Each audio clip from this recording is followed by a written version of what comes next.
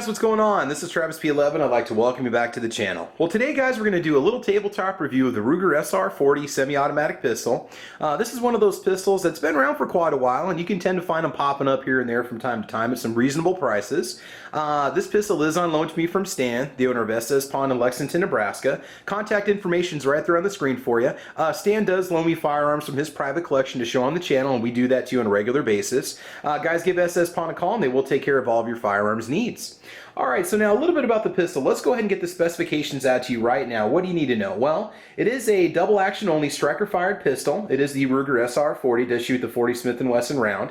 It does include two magazines that have a 15+1 capacity. I believe that they are Metgar. It does say made in Italy, and typically that is Metgar as the manufacturer.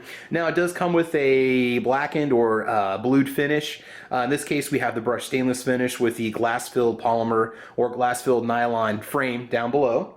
The barrel length is 4.14 inches. The overall length is 7.55 inches. The weight, if I haven't said so already, is 27.25 ounces, and I did verify that with my own scale. That's empty with a magazine in it. The height is 6 3/4 inches from the top of the sights down to the bottom of the pistol grip. And from there, we can go ahead and talk about the shooting experience. Now, if you look in the left-hand corner of the screen, you'll see how I perform with this pistol. I was shooting it in some snow. It was cold weather. I was using gloves. I was actually very happy with my accuracy on the pistol. It does shoot very well. And before we get into any of that, let's just talk about some of the basic features of the gun now that we have the specifications. So what do you need to know? Well, you do have a non-standard Picatinny style rail that will accept Picatinny style accessories on it, such as a light, TLR1 for instance. If you want the TLR1 to work with this pistol, you're going to have to use the Picatinny mounting block that comes with the light. So that's something that's going to be a little bit different. It does not have multiple sections like a lot of your more modern pistols happen to have. This one just has the one notch for a single Picatinny accessory. So again, that could be a little bit tricky trying to get things to fit on the pistol. You might want to make sure that they fit before you go ahead and take it home.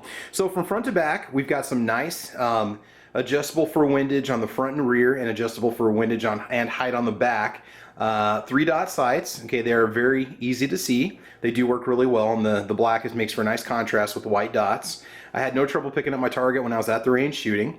Again, this one does have the nice brushed stainless steel finish. You do not have front serrations, so if you're kind of a guy that's into press checking, that's something that may not work for you. You do have some fairly aggressive serrations at the rear. I had no trouble gripping the top of this slide. It is a fairly beefy slide. I had no trouble getting a hold of it for charging the firearm with gloves on at the range, so that made it really well. I was able to fire it with the winter gloves that I was wearing, which aren't super thick. But as you can see, you have a lot of room in this trigger guard area, so if you're somebody that needs to shoot with gloves, if that's a concern of yours, that's something that you want to pay attention to.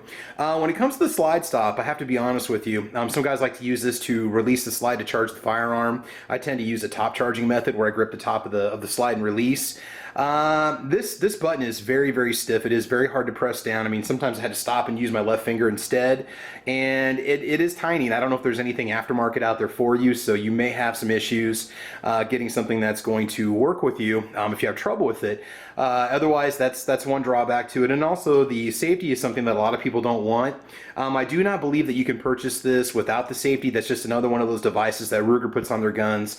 I don't know if they do it so they can have better 50-state compatibility with the pistols that they sell, or if that's just how they roll. I'm not exactly sure what the deal is. I know that Rugers tend to have a lot of safety devices built into their pistols. Now, as for the actual frame itself, the glass-filled polymer does feel very sturdy. It's not flimsy. It does not feel like it's going to flex. It is a different grade of polymer than, say, a Glock, but it is very smooth and it does fit the hand well. I'm able to get a very good purchase on it. You have lots of room. If you have big hands, it's going to be a perfect frame for you. I think it's going to work out really well. If you're a lefty, it's going to fit you well too. Again, that's one bad thing. Okay, now you do have the ambidextrous magazine release, but you do not have the ambidextrous slide stop, but you do have an ambidextrous safety button. So that's something to keep into consideration, a safety lever. Again, as for the magazines, 15+1, the construction on these is really well. I had no trouble with malfeeding, with malfunctioning, or any kind of feeding issues whatsoever when I was at the range.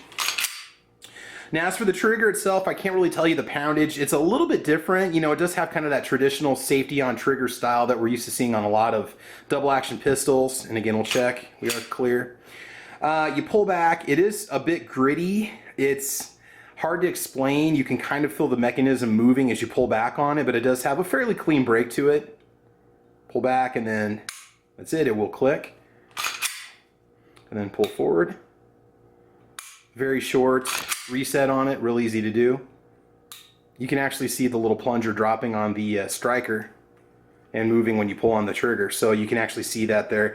The trigger's not bad, I gotta be honest with you. It was a lot lighter than I expected when I first started shooting it. In fact, I went from my SIG P229 to this pistol in the range when I was filming, and the trigger on this was so much lighter. That first shot really kind of caught me off guard. I mean, I was on target ready to go, but man, it just slid and broke. I mean, there's not so much of a wall before it breaks, but it's a little hard to explain. It's one of those things that you simply need to try.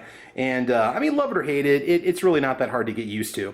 You do have a reversible back strap, which is really nice. You do have some decent checkering on here. The gun did not slide out of my hands. These are kind of a traditional diamond shape pattern. I'm not going to say that they're aggressive, but they do grip the hands very well, and I had no trouble getting a good purchase on the firearm. Over on the other side, again, nice fit and finish. You do have a huge extractor on this thing, and this is one of those guns that's kind of in the you know, one of the P series of pistols that Ruger used to sell back in the day. This is kind of the next evolution in the design, and it is definitely one of those guns that does hold up well. The 100 rounds I put through it, no problems whatsoever.